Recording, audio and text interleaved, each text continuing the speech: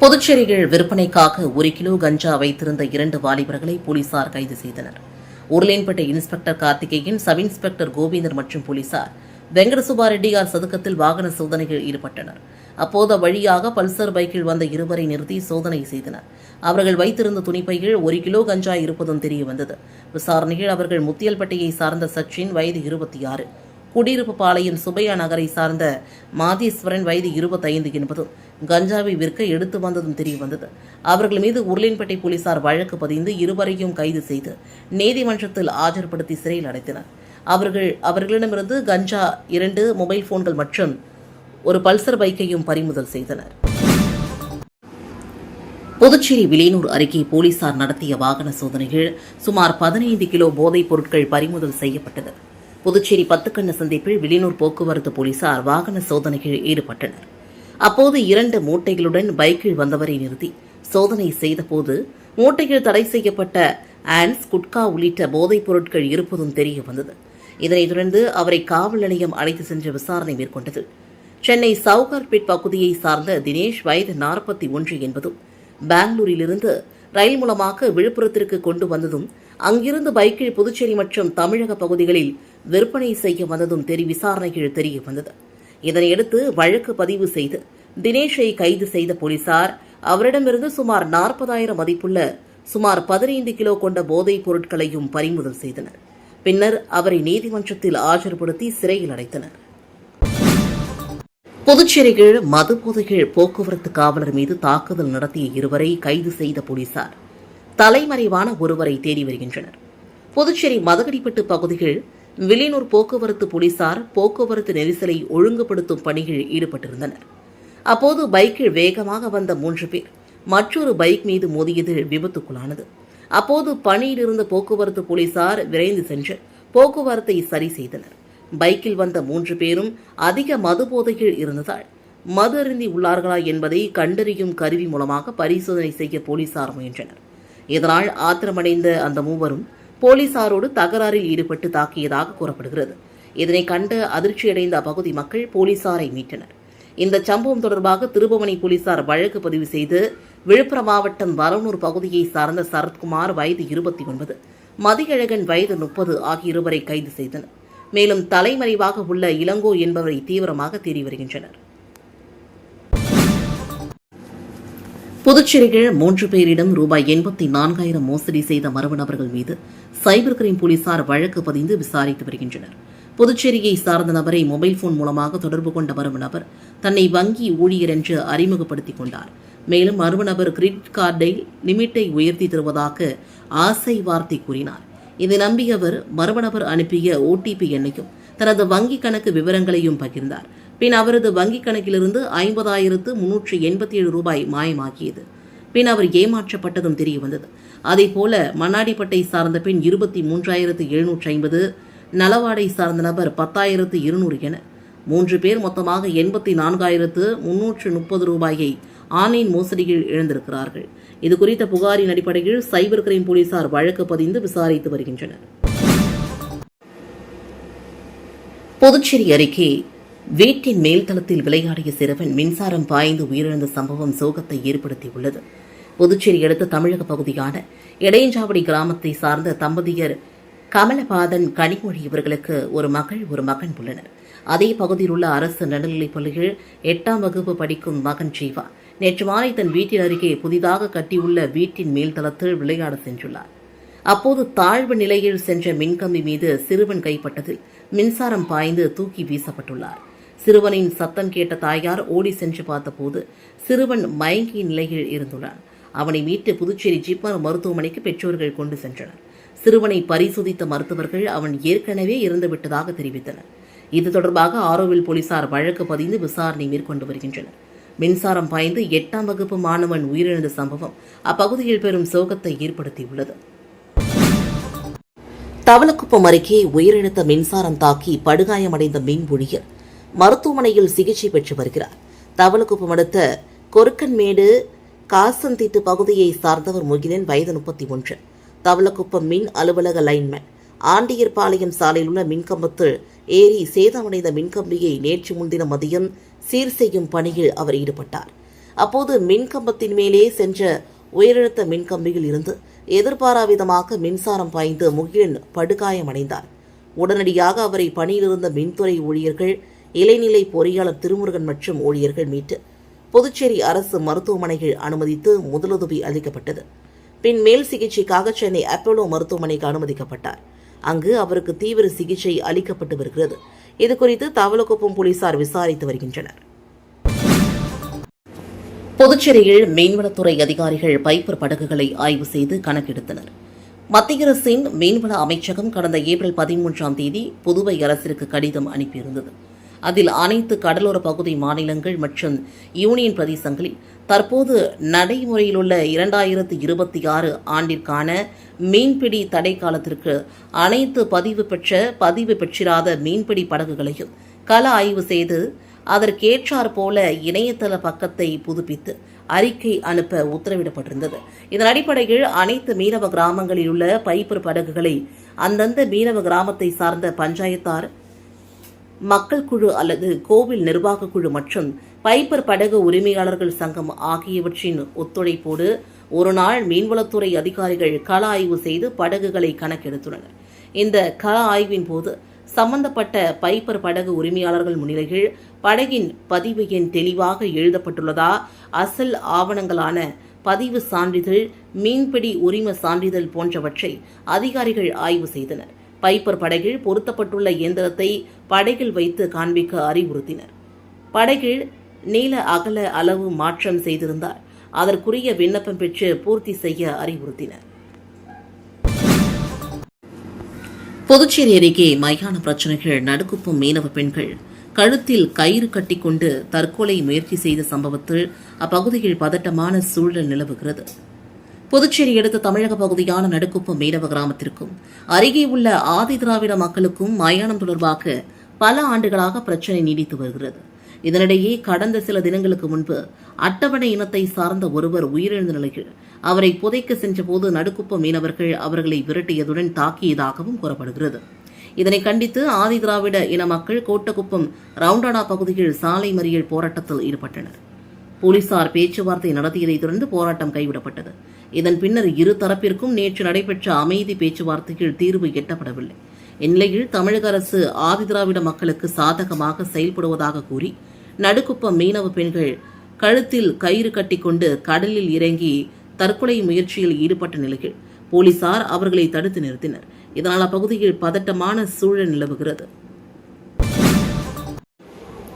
புதுச்சேரியில் மும்மொழி திட்டத்தின் மூலமாக இந்தியை கட்டாயமாக திணிக்கும் மத்திய அரசை கண்டித்து தமிழ் உரிமை பாதுகாப்பு இயக்கம் சார்பில் ஆளுநரிடம் மனு அளிக்கும் போராட்டம் நடைபெற்றது. புதுச்சேரியில் மும்மொழி திட்டம் மற்றும் புதிய கல்விக் கொள்கை மூலமாக இந்தியை கட்டாயமாக திணிக்கும் மத்திய அரசை கண்டித்தும் ஆளுநர் மாளிகை நோக்கி மனு அளிக்கும் போராட்டம் நடத்தப்படும் என்றும் தமிழ் உரிமை இயக்கம் சார்பில் அறிவிக்கப்பட்டிருந்தது. இதன்படி காமராஜர் சதுக்கத்தில் ஒன்று கூடிய தமிழ் பற்றாளர்கள் இயக்கத்தின் தலைவர் பாவாணன் தலைமையில் பேரணியாக நேரு வீதியாக சென்றனர். கண்டன கோஷங்களை எழுப்பியவாறு சென்ற பேரணியை பெரியகடை காவல் நிலையம் அருகே போலீசார் தடுப்பு கட்டை அமைத்து தடுத்தனர். தொடர்ந்து அங்கேயே கோரிக்கைகளை வலியுறுத்தி கண்டன கோஷங்களை எழுப்பி போராட்டத்தில் ஈடுபட்டனர். இதுகுறித்து அவர்கள் கூறுகையில் புதிய கல்விக் கொள்கையை கைவிட வேண்டும் என்று பல போராட்டங்கள் மூலமாக வலியுறுத்தி வருகிறோம். ஆனால் அரசு ஏற்காமல் தொடர்ந்து நடைமுறைப்படுத்தி வருகிறது. இதே நிலை நீடிக்குமானால் மாநில அளவில் மிகப்பெரிய போராட்டம் நடத்தப்படும் என்றும் எச்சரித்தார்.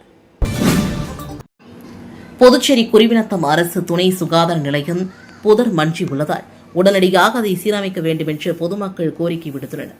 புதுச்சேரி மாநிலம் பாகூர் அடுத்த குருவிநத்தம் கிராமத்தில் செயல்பட்டு வரும் அரசு துணை சுகாதார நிலையம் பராமரிப்பின்றி பாதுகாப்பற்ற நிலையில் இருப்பதாக பொதுமக்கள் குற்றம் சாட்டியுள்ளனர். சுகாதார நிலைய வளாகம் முழுவதும் முட்புதர்கள் மண்டியுள்ளதுடன் கரையான் புற்றுக்கள், விஷ பாம்புகள் மற்றும் விஷப்பூச்சிகளின் கூடாரமாக உள்ளது.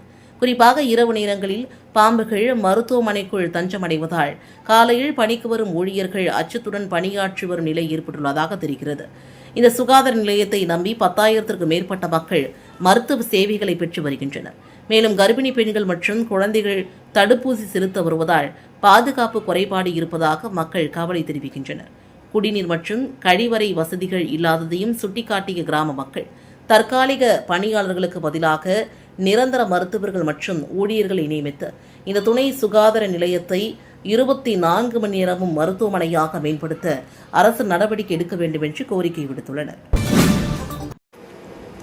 புதுச்சேரி அமைச்சரவை விரிவாக்கத்தில் 3 புதிய அமைச்சர்கள் பதவியேற்க உள்ளனர்.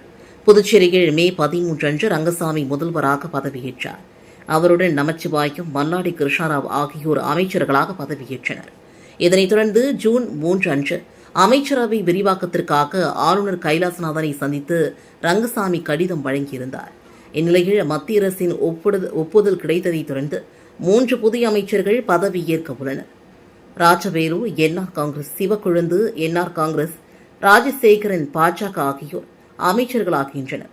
புதிய அமைச்சர்கள் 3 பேரும் ஜூன் 17 அன்று பதவியேற்கின்றனர். காட்டிரிக்குப்பம் காவல் நிலையம் சார்பில் நடந்த போதைப்பொருள் விழிப்புணர்வு நிகழ்ச்சியில் இளைஞர்கள் கலந்து கொண்டு பயன்பெற்றனர். காட்டிரிக்குப்பம் காவல் நிலைய எல்லைக்குட்பட்ட காட்டிரிக்குப்பம்பேட் பகுதியில் சிறுவர்கள் மற்றும் இளைஞர்களிடையே கஞ்சா மற்றும் பிற போதைப் பொருட்களின் தீமைகள் குறித்த விழிப்புணர்வு நிகழ்ச்சி இன்று நடைபெற்றது. காட்டிரிக்குப்பம் காவல் நிலைய உதவி ஆய்வாளர் தமிழரசன் தலைமையில் நடைபெற்ற இந்த நிகழ்ச்சியில் பொதுமக்கள், மாணவர்கள், இளைஞர்கள் மற்றும் பெற்றோர்களுக்கு போதைப்பொருள் பயன்பாட்டால் ஏற்படும் உடல் மற்றும் மனநல பாதிப்புகள், சமூக விளைவுகள் மற்றும் சட்ட ரீதியான தண்டனைகள் குறித்து விளக்கமாக எடுத்துரைக்கப்பட்டது. மேலும் போதைப் பொருட்கள் இல்லாத ஆரோக்கியமான வாழ்க்கை முறையை கடைபிடிக்கவும், போதைப்பொருள் விற்பனை அல்லது பயன்பாடு தொடர்பான தகவல்கள் ஏதேனும் தெரிந்தால் உடனடியாக காவல்துறைக்கு தெரிவிக்குமாறும் அறிவுறுத்தப்பட்டது. இந்த நிகழ்ச்சியில் திரளான பொதுமக்கள் கலந்து கொண்டு பயனடைந்தனர்.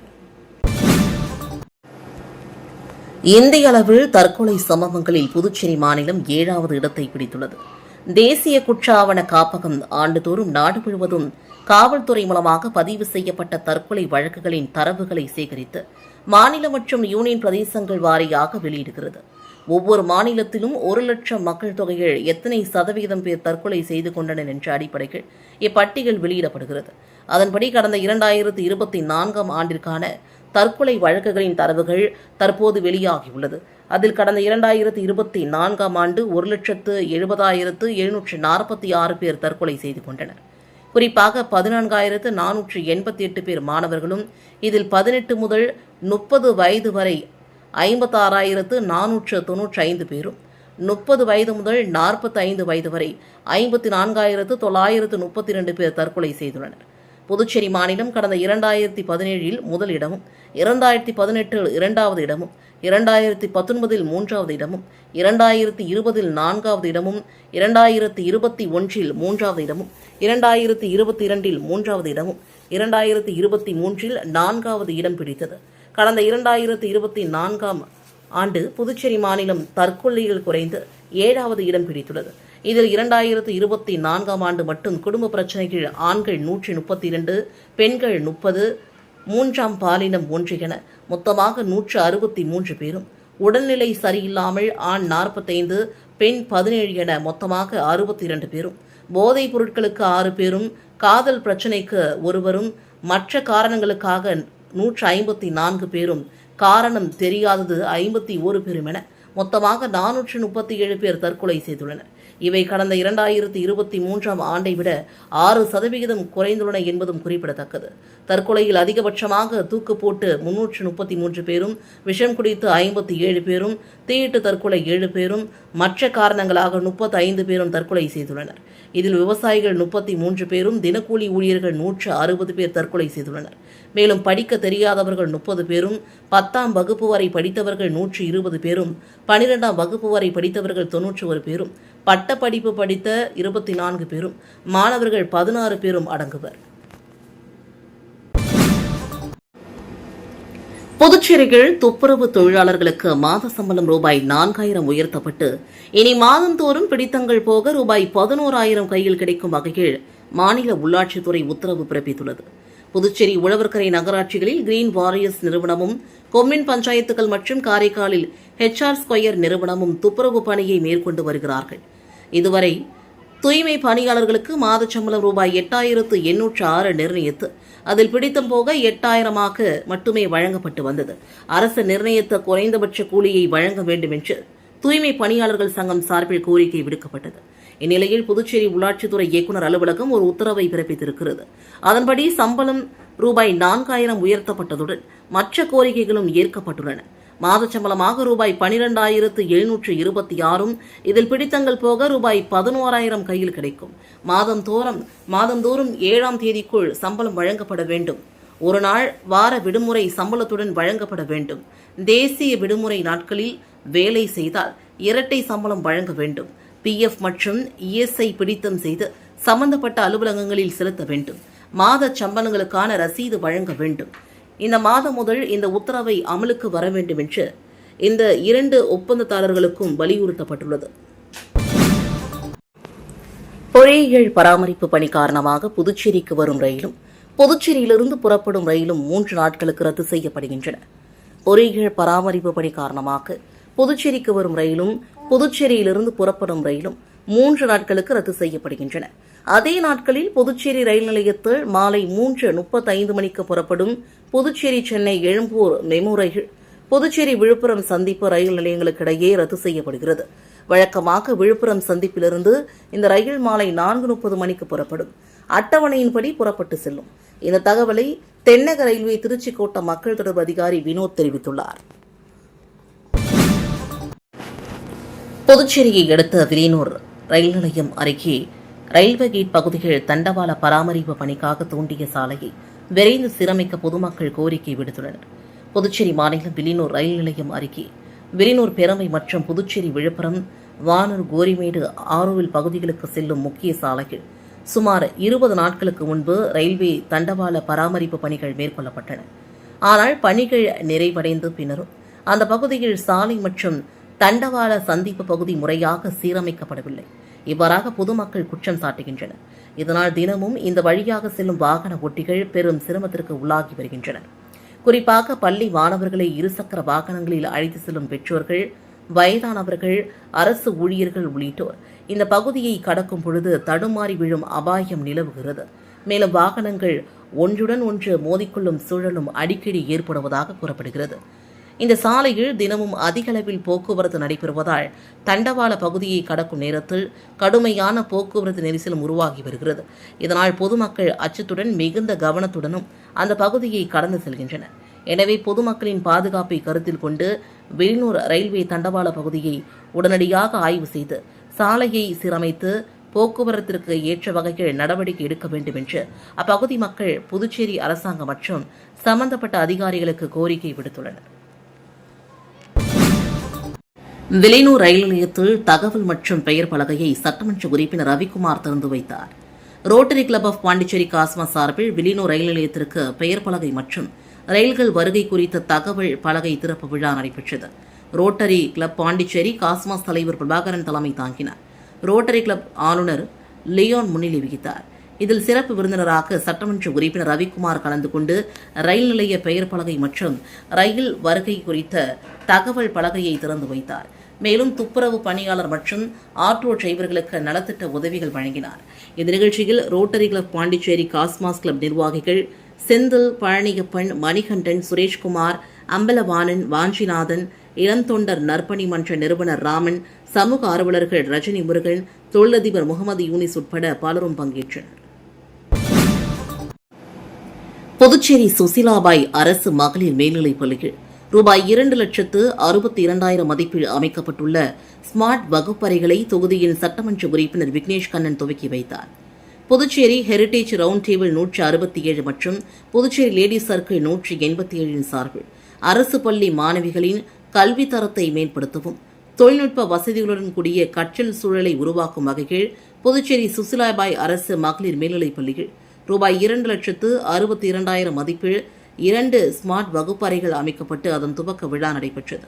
பள்ளியின் தலைமை ஆசிரியை தலைமையில் நடைபெற்ற விழாவில் சிறப்பு விருந்தினராக தொகுதியின் சட்டமன்ற உறுப்பினர் விக்னேஷ் கண்ணன் கலந்து கொண்டு ரிப்பன் வெட்டி ஸ்மார்ட் வகுப்பறைகளை திறந்து வைத்து மாணவிகளிடையே கலந்துரையாடினார். இந்த நிகழ்ச்சியில் ரவுண்ட் டேபிள் நிர்வாகிகள் ரசித், பன்சல், கரண், கோயல், அசோக், மோத்திகுமார், பாலாஜி, ஜெயந்த் மற்றும் லேடி சர்க்கிள் நிர்வாகிகள் சன்ஹதா, மோனிகா, சரவணபிரியா உட்பட அமைப்பின் நிர்வாகிகள் மற்றும் ஆசிரியர்கள், மாணவிகள் கலந்து கொண்டனர். திருபுவனை தொகுதிக்குட்பட்ட அரசு பள்ளியில் பயிலும் மாணவ மாணவிகளுக்கு இலவச பாட புத்தகங்களை தொகுதியின் சட்டமன்ற உறுப்பினர் சரவணகுமார் வழங்கினார். திருபுவனை சட்டமன்ற தொகுதிக்குட்பட்ட மதகடிப்பட்டு பாளையம் அரசு உயர்நிலைப் பள்ளி மற்றும் திருபுவனை அரசு உயர்நிலைப் பள்ளியில் மாணவர்களுக்கான இலவச பாட புத்தகம் வழங்கும் நிகழ்ச்சி நடைபெற்றது. இதில் திருபுவனை தொகுதியின் சட்டமன்ற உறுப்பினர் சரவணகுமார் கலந்து கொண்டு விழாவிற்கு தலைமை தாங்கி மாணவர்களிடையே சிறப்புரை ஆற்றி 1ஆம் வகுப்பு முதல் 10ஆம் வகுப்பு வரை உள்ள மாணவர்களுக்கு இலவச பாட புத்தகங்களை வழங்கினார். முன்னதாக தலைமை ஆசிரியர் அனைவரையும் வரவேற்றார். நிகழ்ச்சிக்கான ஏற்பாடுகளை ஆசிரியர்கள் மற்றும் மாணவர்கள் செய்திருந்தனர்.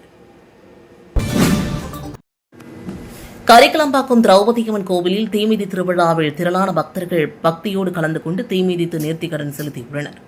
ஏம்பலம் தொகுதிக்குட்பட்ட கரிக்கலாம்பாக்கம் கிராமத்தில் எழுந்தருளிய அருள்மிகு ஸ்ரீ திரௌபதியம்மன் கொடியேற்றத்துடன் பக்தர்களுக்கு காப்பு கட்டும் நிகழ்ச்சி நடைபெற்றது. இதனைத் தொடர்ந்து பல்வேறு வாகனங்களில் சுவாமி வீதி உலா நடைபெற்றது.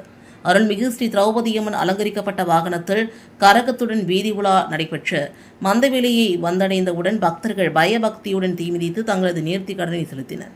இதில் சிறப்பு அழைப்பாளராக ஏம்பலம் தொகுதியின் சட்டமன்ற உறுப்பினர் மோகன்தாஸ் கலந்து கொண்டு சுவாமி தரிசனம் செய்தார். கோவில் நிர்வாகத்தின் சார்பாக சிறப்பான வரவேற்பு மரியாதை செய்யப்பட்டது.